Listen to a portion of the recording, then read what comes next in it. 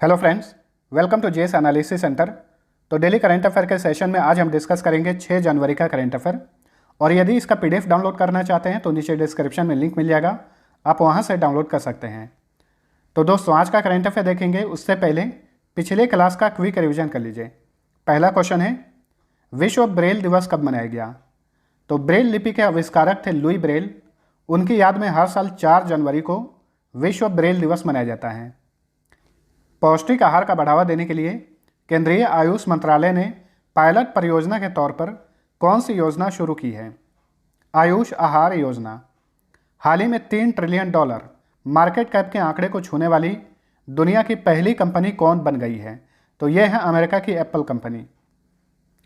किस राज्य सरकार ने गरीबों के लिए पेट्रोल और डीजल की कीमतों पर 25 रुपये प्रति लीटर की रियायत देने की घोषणा की है? झारखंड ने। हाल ही में केंद्रीय शिक्षा मंत्री धर्मेंद्र प्रधान ने national educational alliance for technology यानी नीट का कौन सा संस्करण लॉन्च किया है? नीट का ये तीसरा संस्करण है। केंद्रीय गृह सचिव अजय कुमार भल्ला ने साइबर अपराध को नियंत्रित करने के उद्देश्य से किस नाम से एक त्रैमासिक न्यूज़लेटर लॉन्च किया है? इसका नाम है साइबर प्रवाह। 11वें बहुराष्ट्रीय नौसैनिक युद्धाभ्यास मिलान 2022 का थीम क्या है? इसका थीम है कैमरेडरी, कोहेशन एंड कोलैबोरेशन। फरवरी के अंत में मिलान 2022 का आयोजन आंध्र प्रदेश के विशाखापट्टनम में किया जाएगा। भारत में सेमीकंडक्टर्स और डिस्प्ले मैन्युफैक्चरिंग इकोसिस्टम के विकास के लिए किसने इंडिया सेमीकंडक्टर मिशन लॉन्च किया है? केंद्रीय इलेक्ट्रॉनिक्स और सूचना प्रौद्योगिकी मंत्रालय ने। इस मंत्रालय के मंत्री हैं अश्विनी वैष्णव। उन्होंने इस मिशन को लॉन्च किया। ठीक है, अश्विनी वैष्णव के पास एक और मंत्रालय है, रेल मंत्रालय। केंद्र सरकार के बाल विवाह निषेध संशोधन विधेयक 2021 की जांच किसकी अध्यक्षता वाली संसदीय स्थायी समिति कर रही है? इस समिति के अध्यक्ष हैं विनय सहस्त्रबुद्धे। वर्ष 2022 के लिए G7 संगठन का अध्यक्ष कौन बना है? जर्मनी। ध्यान रखिएगा, भारत G7 का सदस्य देश नहीं है। स्वच्छ भारत मिशन ग्रामीण के चरण 2 के तहत 31 दिसंबर 2021 तक सबसे अधिक खुले में शौच मुक्त यानी ODF प्लस गाँवों की सूची में कौन सा राज्य पहले स्थान पर है? तेलंगाना।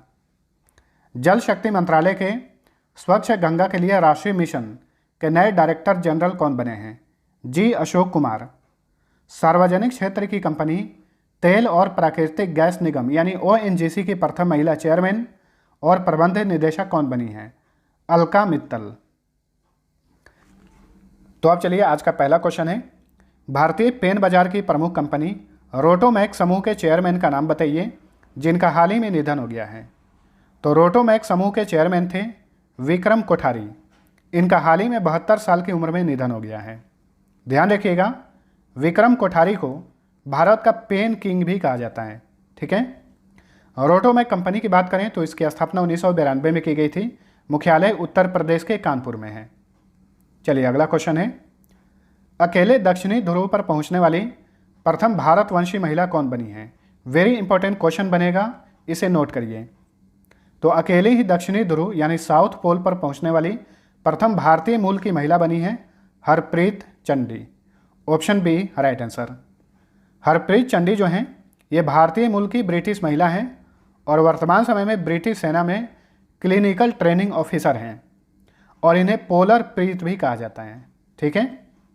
और दक्षिणी ध्रुव जो है यानी साउथ पोल, ये अंटार्कटिका नामक पर्वतीय महाद्वीप पर स्थित है और कभी कभार दक्षिणी ध्रुव को अंटार्कटिका भी कहा जाता है।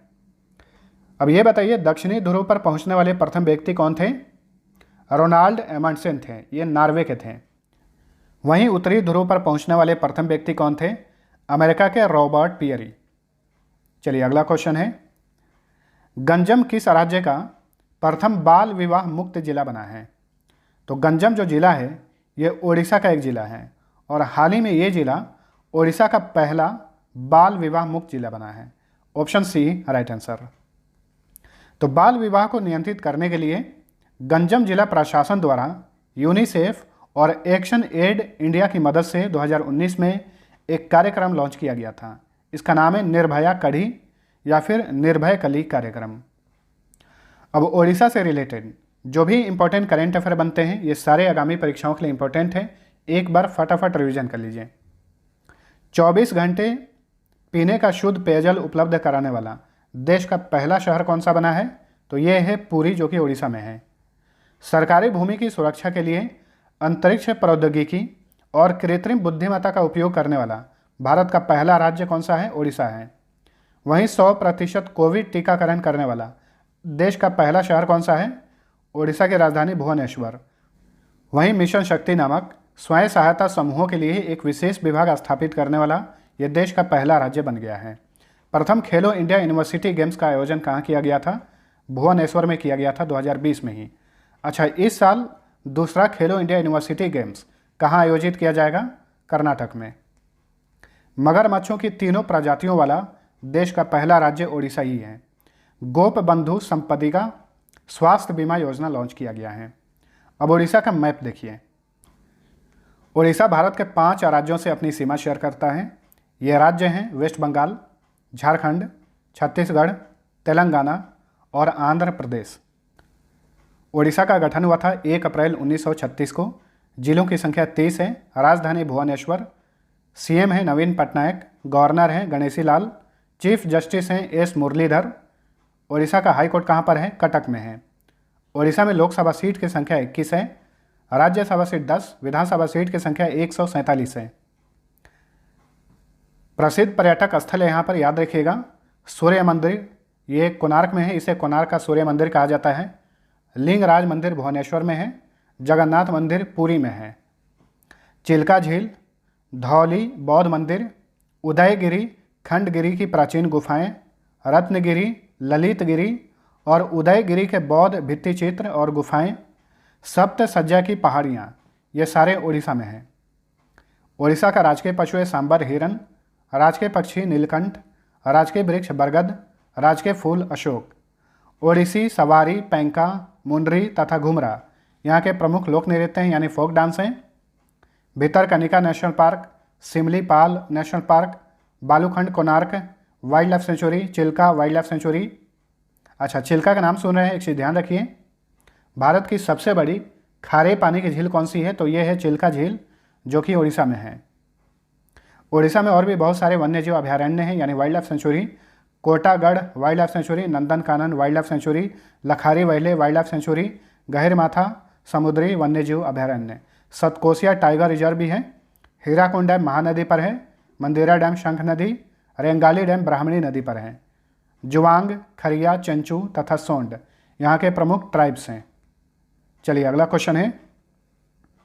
केंद्रीय आवास और शहरी मामलों के मंत्रालय ने हाल ही में सार कार्यक्रम शुरू किया है। सार का पूर्ण रूप बताइए।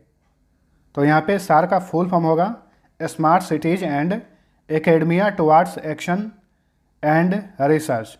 ये सार का फुल फॉर्म है। किस मंत्रालय ने शुरू किया है? केंद्रीय आवास और शहरी मामलों के मंत्रालय ने।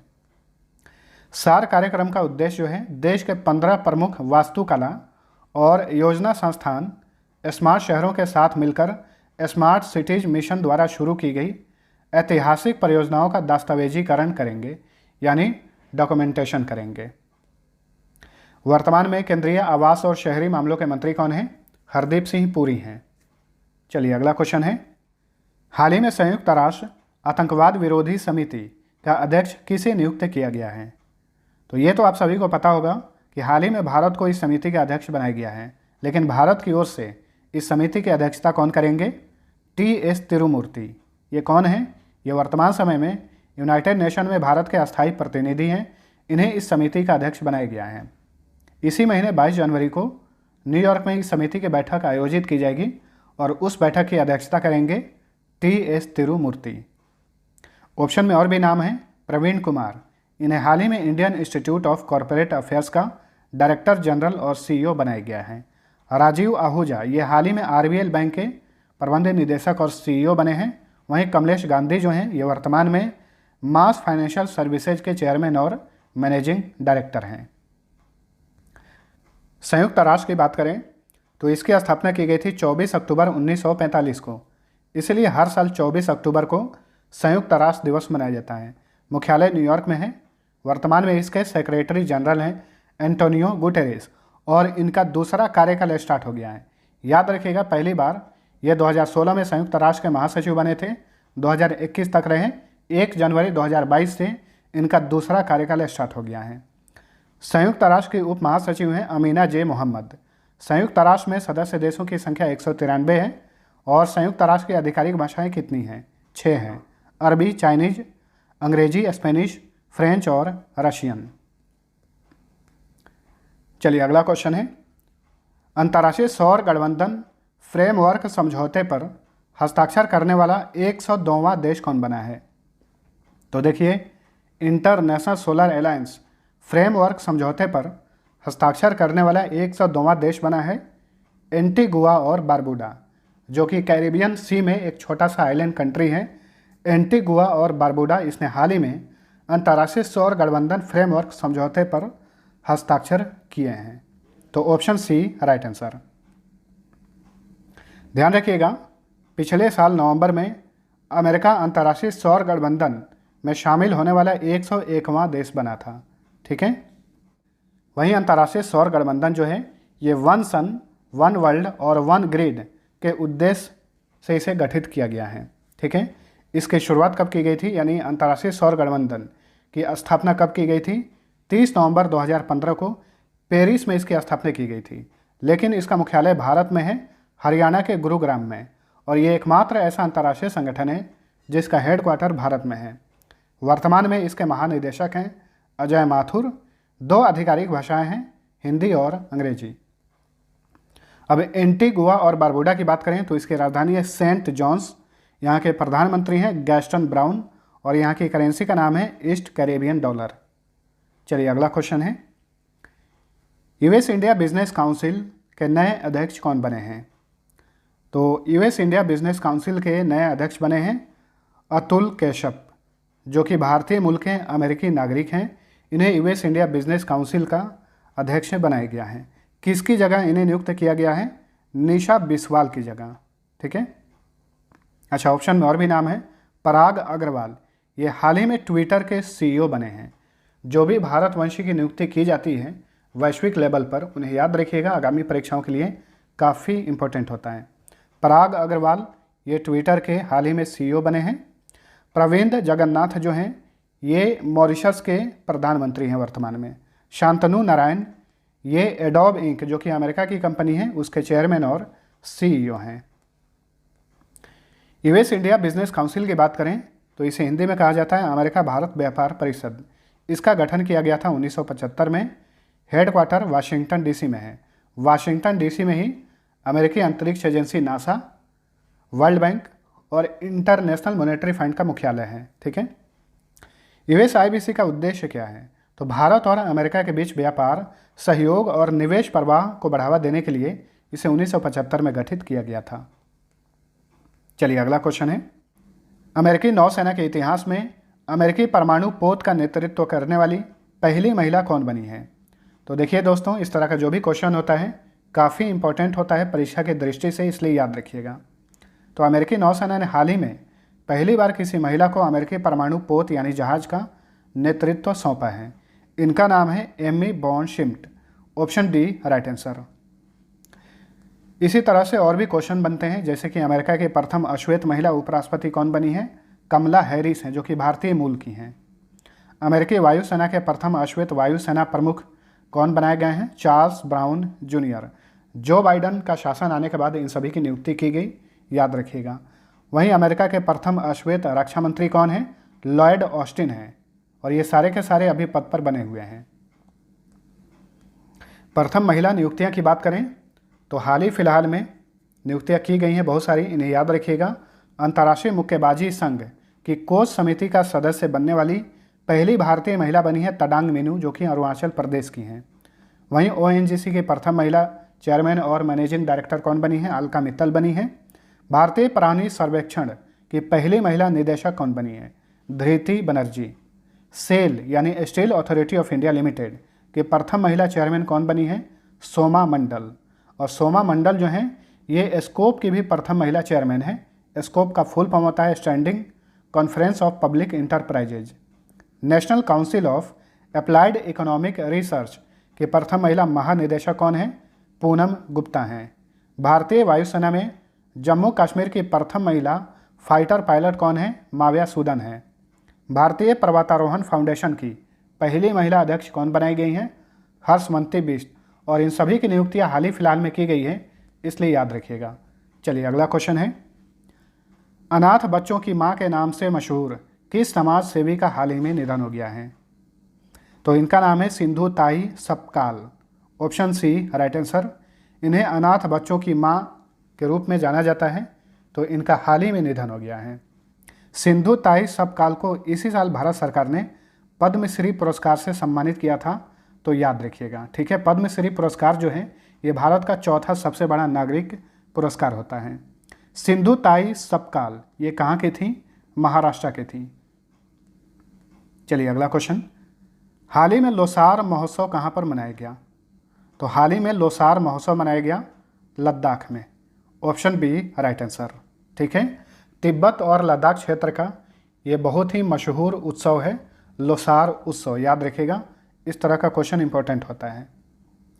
तो लोसार उत्सव जो है तिब्बत और लद्दाख क्षेत्र में मनाया जाने वाला बौद्ध धर्म का एक पारंपरिक और धार्मिक उत्सव है, और ये तिब्बती चंद्र कैलेंडर का नया साल का प्रतीक होता है। लोसार उत्सव जो है ये तिब्बत के अलावा नेपाल और भूटान में भी मनाया जाता है। लद्दाख में और भी कुछ महोत्सव मनाए जाते हैं, इन्हें भी याद रखिए। फ्यांग त्सेडुप महोत्सव, दोसमोचे महोत्सव, हेमिस महोत्सव, ये सारे लद्दाख में मनाए जाते हैं। अब हम एक नज़र डालते हैं भारत के कुछ मशहूर उत्सवों पर कि कौन सा उत्सव कौन सा राज्य में मनाया जाता है। चाप चार कूट उत्सव मिजोरम में मनाया जाता है। हॉर्नबिल, ये तो कई बार रिपीट होते रहता है एग्जाम्स में, ये नागालैंड में मनाया जाता है। गुड़ी पड़वा ये महाराष्ट्र का मशहूर त्यौहार है। बाथुकामा उत्सव तेलंगाना में मनाया जाता है। ओणम त्यौहार केरल में, पोंगल तमिलनाडु में, तवांग उत्सव अरुणाचल प्रदेश में, संगाई उत्सव मणिपुर में और फूल देही उत्सव उत्तराखंड में मनाया जाता है। अब यहाँ पे हम लद्दाख का बात किए हैं, इसके बारे में जान लीजिए। लद्दाख का गठन हुआ था 31 अक्टूबर 2019 को। वर्तमान में ये भारत का केंद्र शासित प्रदेश है। वर्तमान में यहाँ के लेफ्टिनेंट गवर्नर हैं आर.के. माथुर। सिंधु, श्योक और न्यूब्रा नदी घाटियाँ जो हैं ये लेह में स्थित हैं। लद्दाख में 2 जिले हैं, लेह और कारगिल। इसमें सुरु, द्रास और जांस्कर नदी घाटियाँ कारगिल में हैं। लद्दाख का राजकीय पशु है हिम तेंदुआ। लद्दाख का राजकीय पक्षी है काली गर्दन वाला सारस। और ध्यान रखिएगा, लद्दाख में ही स्थित है तसोकर झील। इसे दिसंबर 2020 में भारत के 42वें रामसर स्थल के रूप में मान्यता दी गई थी। जबरो एक यहाँ का लोक नृत्य है, काफ़ी प्रसिद्ध लोक नृत्य है लद्दाख का। चलिए अगला क्वेश्चन, फोटो पत्रकारिता श्रेणी में 2019 के लिए रामनाथ गोयनका पुरस्कार किसने जीता है? तो देखिए 2019 के लिए रामनाथ गोयनका पुरस्कार की हाल ही फिलहाल में घोषणा की गई है। तो फोटो पत्रकारिता श्रेणी में इस पुरस्कार के विजेता बने हैं जिशान ए लतीफ़। तो ऑप्शन ए राइट आंसर। और भी श्रेणियों में इस पुरस्कार की घोषणा की गई है, जैसे कि गवर्नेंस और पॉलिटिक्स श्रेणी में इस पुरस्कार के विजेता बने हैं धीरज मिश्रा। हिंदी प्रिंट श्रेणी में इस पुरस्कार के विजेता बने हैं आनंद चौधरी। हिंदी ब्रॉडकास्ट श्रेणी में इस पुरस्कार के विजेता बने हैं सुशील महापात्र। ठीक है, तो रामनाथ गोयनका पुरस्कार जो है ये पत्रकारिता के क्षेत्र में दिया जाने वाला पुरस्कार है। इसकी शुरुआत की गई थी 2016 में। तो फ्रेंड्स, यह था हमारा आज का करंट अफेयर। वीडियो पसंद आया है तो लाइक और शेयर जरूर करना। अब लास्ट क्विज का आंसर जान लीजिए। पहला क्वेश्चन था 5 दिसंबर 2021 को किस विषय के साथ विश्व मृदा दिवस मनाया गया? तो याद रखिए हर साल 5 दिसंबर को ये दिवस मनाया जाता है। 2021 का थीम था halt soil salinization boost soil productivity. दूसरा क्वेश्चन था हाल ही में सुमेरु ज्वालामुखी को विस्फोट के कारण चर्चा में देखा गया, ये किस देश में स्थित है? तो सुमेरु ज्वालामुखी जो है ये इंडोनेशिया में है। अब चलिए आज का पहला क्वेश्चन है, जूनियर हॉकी विश्व कप 2021 का खिताब किसने जीता है? दूसरा क्वेश्चन है, निम्न में से किस राज्य की सरकार ने महिलाओं के लिए बैक टू वर्क योजना शुरू की है? दोनों क्वेश्चन का आंसर नीचे कमेंट करके बताइए। मिलते हैं अगले वीडियो में, तब तक के लिए टेक केयर।